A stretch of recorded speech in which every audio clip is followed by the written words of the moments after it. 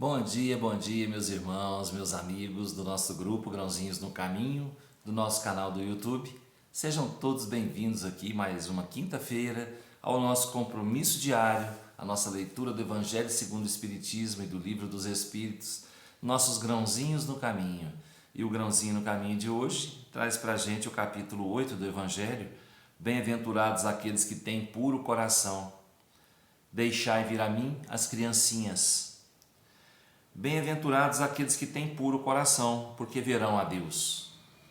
Apresentaram-lhe então criancinhas a fim de que ele as tocasse, e como seus discípulos afastassem com palavras rudes aqueles que as apresentavam, Jesus, vendo isso, zangou-se e lhes disse: Deixai vir a mim as criancinhas, e não as impeçais, porque o reino dos céus é para aqueles que se lhes assemelham.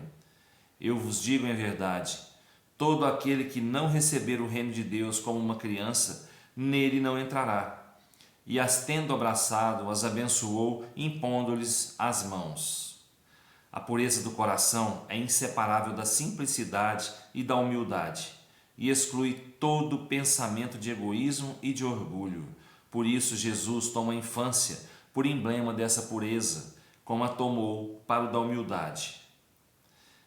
Esta comparação poderia não parecer justa, considerando-se que o espírito da criança pode ser muito velho e que trazem renascendo para a vida corporal as imperfeições das quais não se despojou nas suas existências precedentes. Só um espírito que atingiu a perfeição poderia nos dar um modelo da verdadeira pureza. Contudo, ela é exata do ponto de vista da vida presente, porque a criancinha, não tendo ainda podido manifestar nenhuma tendência perversa, nos oferece a imagem da inocência e da candura. Também Jesus não diz de um modo absoluto que o reino de Deus é para elas, mas para aqueles que se lhes assemelham. Uma vez que o espírito da criança já viveu, por que não se mostra ele desde o nascimento tal qual é? Tudo é sábio nas obras de Deus. A criança tem necessidade de cuidados delicados que só a ternura materna pode lhe dar, e essa ternura cresce com a fraqueza e a ingenuidade da criança. Para uma mãe, seu filho é sempre um anjo e precisaria que assim fosse para cativar a sua solicitude. Ela não teria para com ele o mesmo desprendimento se, ao invés da graça ingênua, encontrasse nele, sob os traços infantis, um caráter viril e as ideias de um adulto, e ainda menos se conhecesse o seu passado. Seria preciso, aliás, que a atividade do princípio inteligente fosse proporcional à fraqueza do corpo, que não poderia resistir a uma atividade muito grande do espírito, assim como se vê entre as crianças muito precoces. É por isso que, desde a proximidade da encarnação, entrando o espírito em perturbação, perde pouco a pouco a consciência de si mesmo. Ele, durante um certo período, permanece numa espécie de sono, durante o qual todas as suas faculdades se conservam em estado latente.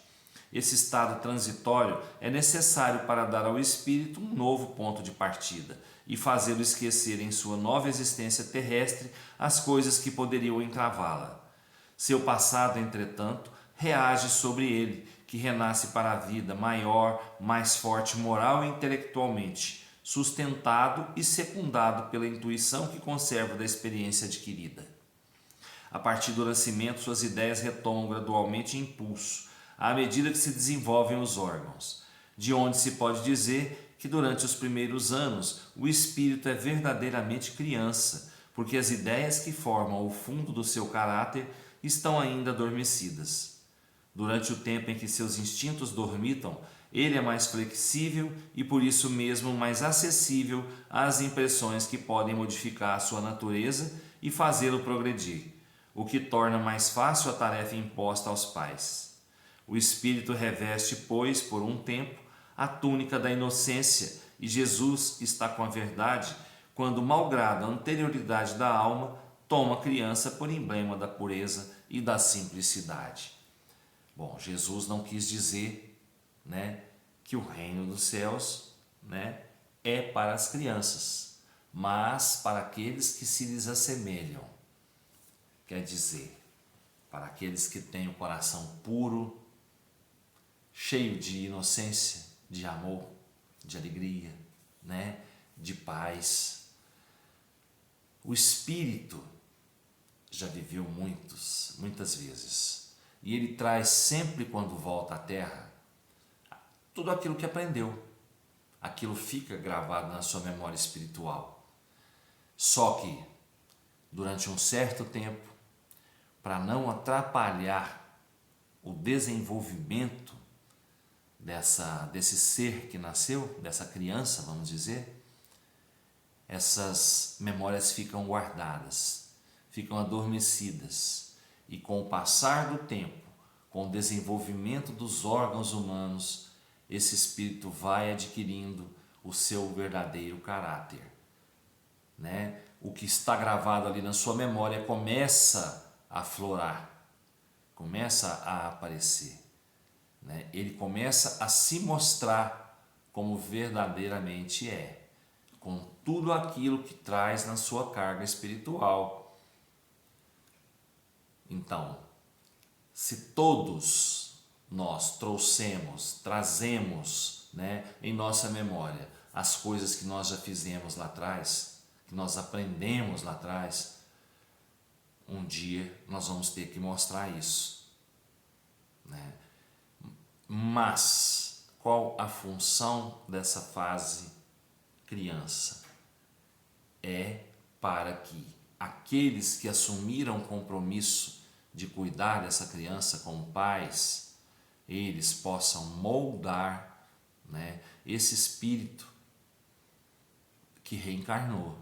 Eles possam moldar essa criança para que ela seja boa, que ela caminhe sempre no caminho do bem, do amor, da caridade, né? Então esse tempo de criança é para isso, para que seja moldado, para que quando a memória espiritual aflorar devagarzinho ali, ela se adeque, né, à realidade daquela criança que está aqui,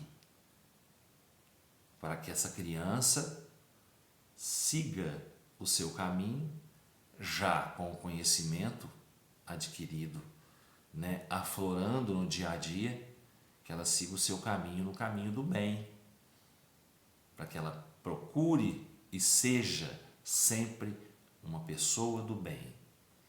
Então, se nós todos tivermos na gente um sentimento de criança, né, a pureza de uma criança, a inocência de uma criança dentro do nosso coração, nós conseguiremos chegar mais rapidamente, né, ao destino que o Pai nos deu, né, à verdadeira pureza, ao amor sincero, né, ao plano melhor que Ele quer para cada um de nós.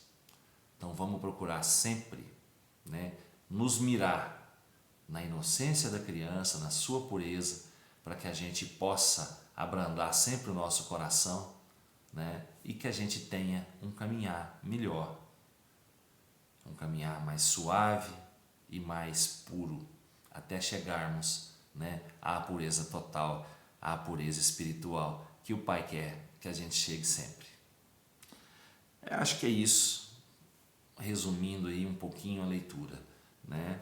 Cada um busque para si, né, o de melhor nessa leitura, nesse ensinamento, né, que os Espíritos trouxeram para a gente. O Livro dos Espíritos hoje traz para a gente o capítulo 7, Retorno à Vida Corporal, a questão 347.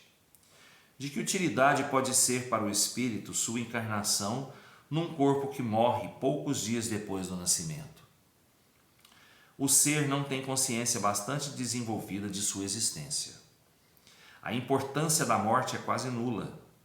Como vos dissemos, é frequentemente uma prova para os pais. Então, geralmente, quando o espírito vem à luz, à terra, num corpo que vai desencarnar rapidamente, poucos dias após o nascimento, ele mesmo não tem em si, né? Ele mesmo não tem em si uma consciência total, né, daquela existência, daquele tempo que ele existiu aqui. E isso geralmente é uma prova para os pais. É uma prova para os pais, que os pais têm que passar, né? É É alguma coisa que eles têm que passar por conta, né, dos erros do passado, né, das coisinhas que ficaram no passado, e mesmo para que seja testado, né, o seu amor e a sua gratidão. E que eles possam adquirir com essa prova a força suficiente para continuar a sua caminhada. Bom, meus amigos, o que eu tinha para falar para a gente hoje era isso, né? Vamos lá, vamos aprendendo diariamente um pouquinho mais, cada um busque, né, ler mais o Evangelho, estudar mais o livro dos Espíritos também, né, para que vão adquirindo pouco a pouco o conhecimento necessário à nossa caminhada na Terra e à nossa vida futura, a nossa vida plena que virá. Que Jesus nos abençoe, nos fortaleça cada dia mais, nos ilumine, né, e nos dê saúde, força e trabalho, para que a gente possa caminhar mais tranquilamente nesse mundo. Até amanhã, se Deus quiser, eu tenho certeza que Ele quer. Beijo no coração de cada um. Fiquem com Deus.